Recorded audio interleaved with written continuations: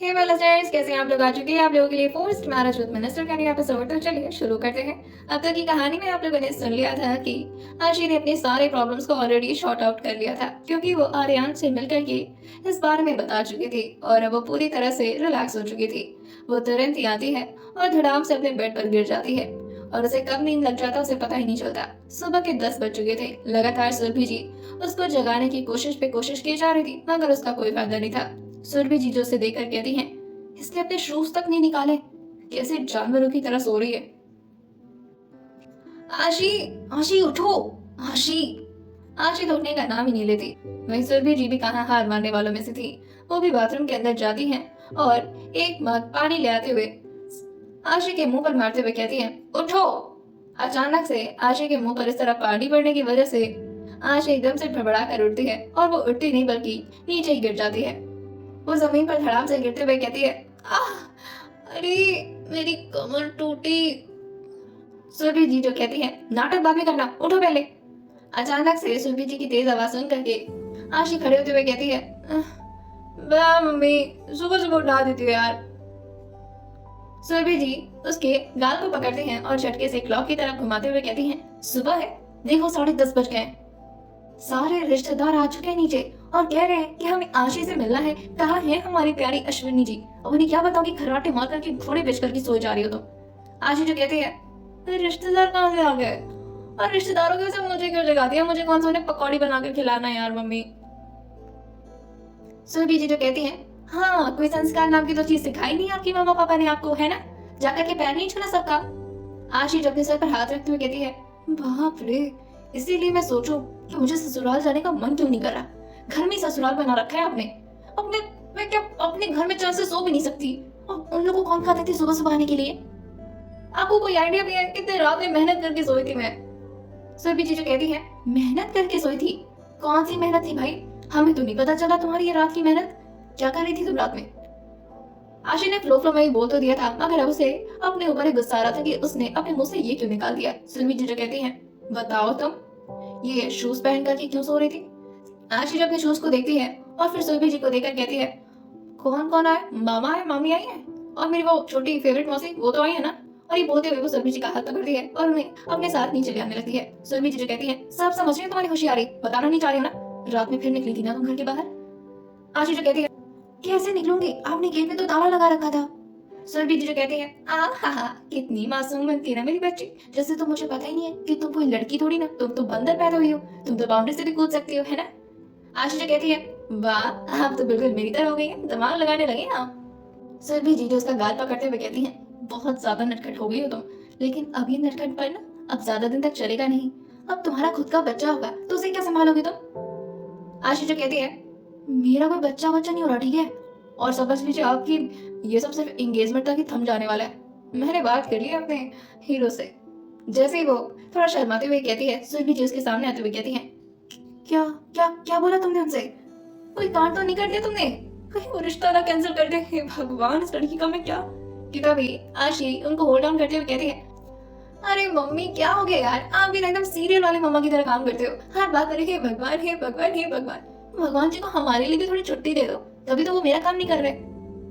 मेरे हिस्से का भी टाइम आप खा जा रहे हो। चलो नीचे। वो सीढ़ियों से नीचे नहीं आया करती थी, बेसिकली वो रेलिंग से चढ़ करके नीचे आया करती थी और वो उसी तरह से रेलिंग पर बैठती है और रेलिंग पर सरकते हुए धड़ाम से नीचे आकर के कूद जाती है। सारे रिलेटिव्स जो हॉल में ही बैठे हुए आपस में बात कर रहे थे, अचानक से सारा कूदने की वजह से सारे लोग की नजर उसी तरफ चली जाती है। आशी को देखकर सारे लोग खड़े होते हुए कहते हैं, अभी तक नहीं सुधरी है, बिल्कुल वैसे की वैसी बंदर है। आशी हंसते हुए कहती है, अब इंसान की फितरत थोड़ी ना बदल सकती है, और वैसे भी कूद फान करना तो अपनी बिरादरी में है ही। आशी की मौसी जो कहती है, कौन सी बिरादरी भाई, हमें तो नहीं पता था। क्यों दीदी, जीजा जी के घर में और भी कोई है क्या ऐसे कूदम फादम करने वाला बच्चा?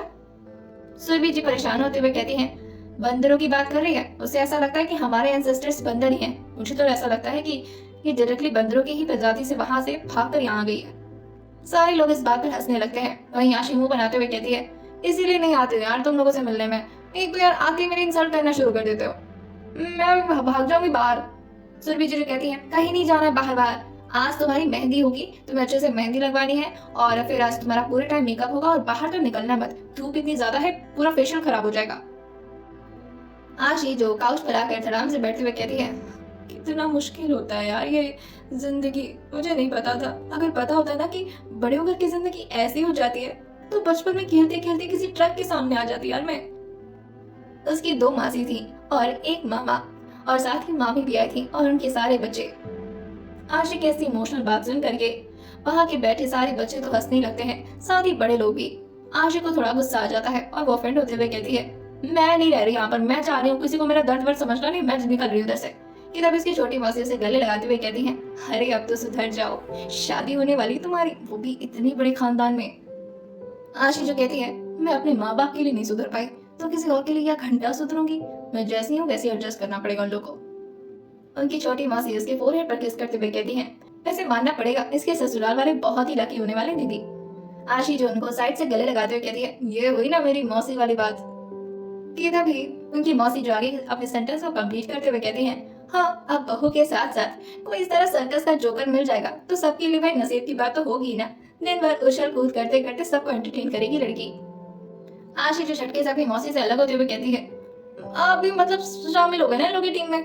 मैं यार ठीक है, हो गया ना, अभी मिल ली ना, अभी मैं जा रही हूँ। सुरभि जी उसका हाथ पकड़ते हुए कहती है, कहाँ निकल रही है मैडम, चुपचाप से आज घर में अपने पैर टिका लो, वरना जान लेना रस्सी से बांध दूंगी तुम्हें। आशी जो कहती है, रूम में जा रही हूँ, अपने रूम में, वहां तो जा सकती हूँ।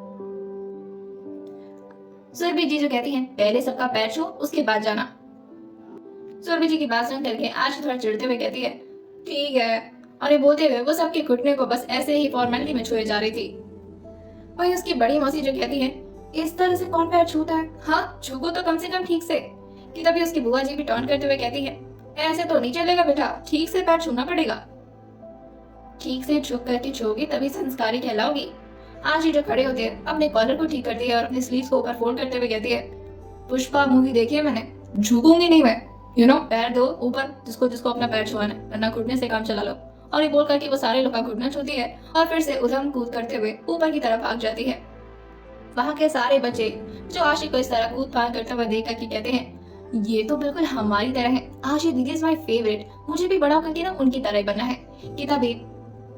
कि तभी उनकी मम्मी जो उसके कान पकड़ते हुए कहती है, खबरदार जो उस लड़की की तरह बन गई तो। आशी जो खुश होते हुए अपने कमरे की तरफ आती और अपने दरवाजे से पहले तो छूती है और फिर दरवाजा लॉक करते हुए तुरंत ही अपने फोन की तरफ आगे बढ़ जाती है और फोन को हाथ में उठाते हुए पहले उसके साथ थोड़ा कैच कैच खेलती है और फिर तुरंत ही काव्या को कॉल मिला देती है। वैसे आशी आज कुछ ज्यादा ही खुश थी, जिसकी वजह से उसके अंदर की तूफानी लड़की और ज्यादा बाहर निकल कर आ रही थी। काव्या भी फोन तुरंत उठाते हुए कहती है, गुड मॉर्निंग। आशी जो कहती है, गुड मॉर्निंग, कैसी है। काव्या जो कहती है, क्या बात है आज कुछ ज्यादा एनर्जेटिक लग रही है। आशी जो कहती है, मेरे अंदर की एनर्जी और रणवीर सिंह की एनर्जी बराबर है एकदम। काव्या जो हंसते हुए कहती है, तेरा ना बॉलीवुड का भूत अभी तक उतरा नहीं। आशी जो कहती है, तू टेंशन मत ले, एक दिन अपने कैफे शॉप में बड़े बड़े बॉलीवुड के स्टार आएंगे। काव्या जो हैरान होते हुए पूछती है, कौन सा कैफे शॉप, और वैसे भी कल तेरी एंगेजमेंट होने वाली है और उसके बाद तेरी शादी, तो ये कैफे शॉप का ड्रीम तो छोड़ दे यार। आशी जो कहती है, ओ बेटा मैं जिंदगी छोड़ दूं लेकिन सपने ना छोड़ूंगी, एक बार जो पकड़ लिया सब पकड़ लिया। इतनी बेवफा लड़की थोड़ी ना मैं, एक बार जो सोच लेती हूँ ना वो कर की मानती हूँ। काव्या जो कहती है, और वो कैसे पॉसिबल है, क्या तू शादी के बाद ये सब करेगी। आशी जो कहती है, अरे किसकी शादी, तुझे पता नहीं है मैंने क्या झोल मचाया कल। काव्या जो कहती है, कौन सा झोल मचाया। आशी जो कहती है, अरे तू आ तो इत्मीनान से तुझे सामने से बताऊंगी। कि तभी काव्या जो कहती है, नहीं यार आज नहीं आ रही, तेरे कल एंगेजमेंट है ना तो मुझे बहुत तैयारी करनी है, तो तू ऐसी बात कर। आशी जो कहती है, अरे यार एंगेजमेंट मेरी है, तेरे को कौन सी तैयारी करनी है। काव्या जो कहती है, हो सकता है लगे हाथ तेरे घर में से किसी को मैं भी पसंद आ जाऊं। आशी जो उसे टीज करते हुए कहती है, वैसे क्या नाम था उस लड़के का। काव्या जो एकदम से हैरान होते हुए कहती है, कौन सा लड़का। आशी जो कहती है, बताऊं मैं, हाँ बताऊं झूठी, मुझे सब पता है किसके लिए तैयारी चल रही है, और वैसे भी किसी को तो ऑलरेडी पसंद आ चुकी है, अब क्या तुझे 25 लोग को पसंद आना है। काव्या जी कहती है, नहीं है ऐसी बात नहीं है, तू बता ऐसे ही फोन पर बता। काव्या की बात सुनकर आशी कहती है, चल ठीक है तुझे मैं फोन पर ही बता देती हूँ। तो बात कुछ यूं है मैडम जी कि कल रात में हमारी मुलाकात हुई थी।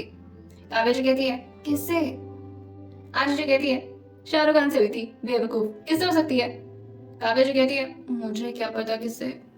कहीं तो जीजू की बात तो नहीं कर रही? आशी जी कहती है, अरे यार, जितना मुझे शौक नहीं है ना उन्हें अपना दुल्हा बनाने का, उससे ज्यादा तुझे शौक चढ़ा है कि तू उन्हें जीजू बना ले। मुझे समझ नहीं आ रहा कि मेरी शादी से बाकी लोगों का क्या प्रॉफिट है, जो सब के सब मेरे पीछे पड़े हुए हैं। काव्या जी कहती है, किसी का हो चाहे ना हो, मेरा तो बहुत प्रॉफिट है। और वो सोचते हुए ब्लश करने लगती है। आशी जो कहती है, चुपचाप से पहले इस टॉपिक पर ठहर जा तू। अरे चुप करके बैठ जा यार, क्या तू बस, तुम लड़कियों का ना अलग ही है, पता नहीं क्यों इतना मजा आता है तुम लोग को इश्क लड़ाने में। काव्या जो कहती है, तू लड़की होती तो समझ में आता तुझे। आशी जो खुद को देखते हुए कहती है, ओ हेलो, बकवास नहीं, हाँ लड़की हूँ मैं। अच्छा बात सुन मेरी, अब फालतू बकवास और मत कर। वो बात हुई थी तो पता है मैंने क्या बोला उनसे? मैंने बोला कि ठीक है, एंगेजमेंट का देख लो, मैं कर लूंगी। काव्या जो कहती है, हैं तू मान गई? आशी जो कहती है, अरे छोड़ ना, रुक तो मेरी बात सुन।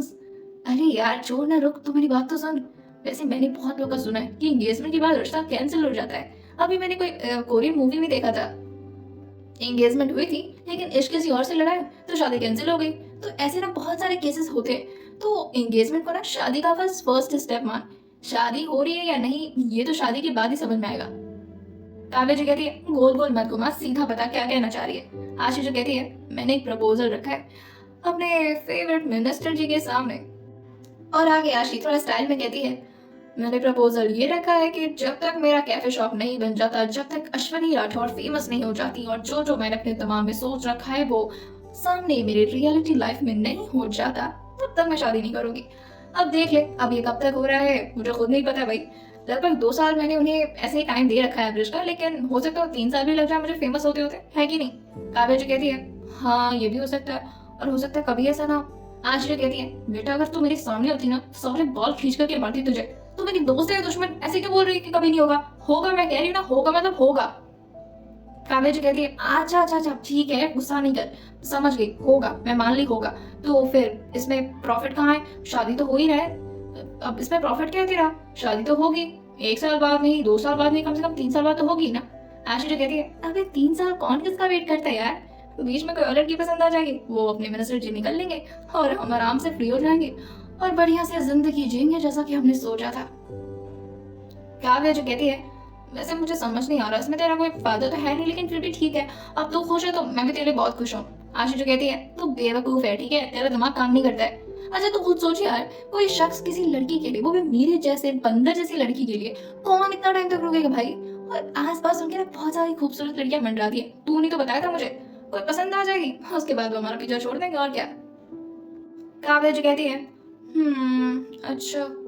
आशी जो कहती है, तू दुखी मत हो, तेरी सेटिंग हो जाएगी भाई विवान से, तो टेंशन बिल्कुल मत ले।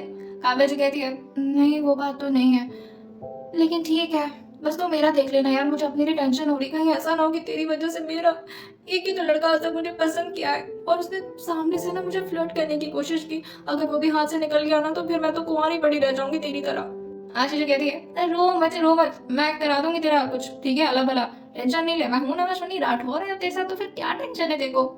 आशी अभी काव्या से बात कर ही रही थी कि तब उसके फोन पर किसी का कॉल आने लगता है जो कि अननोन नंबर से था। आशी पहले उस फोन को देखती है, आशी जो पहले अपनी स्क्रीन की तरफ देखती है और फिर काव्या से कहती है, अच्छा जरा चुप तो रहना, मैं एक कॉल रिसीव करने जा रही हूँ और मर्ज कर रही हूँ, ठीक है, शांत रहना तू। काव्या जी कहती है, हाँ तू बिल्कुल टेंशन मत ले, मुझे बहुत मजा आता है 2 लोगों की गॉसिप सुनने में। आशी जो कहती है, चिड़कुली रह जाएगी तो हमेशा। और ये बोल करके जैसे ही आशी फोन उठाती है तो ये पीए का कॉल था जो कि आर्यांश के पीए थे। वो अपना इंट्रोडक्शन देते हुए कहते हैं, हेलो मैम, आई एम शाश्वत। आशी जो कहती है, ओह तो मैं क्या करूं? दूसरी तरफ से आवाज आता है, मैम वो मैं आर्यांश सर का पीए हूँ, वो आपको सर ने बुलाया था, अगर आप पहुंच पाती हमारे मेंशन तो बहुत अच्छा रहता। आप कहें तो हम गाड़ी भिजवाते मैम। आशी जो कहती है, इतनी सुबह सुबह कौन बुलाता है? वो पीए थोड़ा डरते हुए कहता है, सॉरी मैम पर ये सुबह का टाइम तो नहीं है, अब तो 12 बजने वाले हैं ना। आशी जो कहती है, अच्छा ऐसा है क्या? ठीक है, तो 1 घंटे में पहुंचते हैं हम। पीए जो कहता है, ओके मैम, हम गाड़ी भिजवाते हैं। आशी जो कहती है, नहीं हम अपनी गाड़ी से आ जाएंगे, आप रहने दीजिए। और ये बोल करके वो फोन कट कर देती है। वहीं काव्या जो कहती है, क्यों बुलाया गया तुझे? आशी जो कहती है, पता नहीं, वैसे मम्मी ने मना किया जाने से। उन्होंने कहा कि अगर घर के बाहर कदम भी रखा तो जान लेना। मुझे रस्सी से बांधने की बात कर रही थी। काव्या जो हंसते हुए कहती है आंटी जी को भी पता चल गया तू पूरी जानवर है। आशीष जो कहती है मारूंगी ना एक थप्पड़, सही लगी तू। अच्छा ठीक है, तू ना तैयार है ना, चलेंगे हम दोपहर में। काव्या जो कहती है नो नो नो, मेरा स्किन टैन हो जाएगा, मैं नहीं जा रही। आशीष जो कहती है अरे यार तेरा भी अलग ही है, सनस्क्रीन लगा के चल चलना, बस बात खत्म।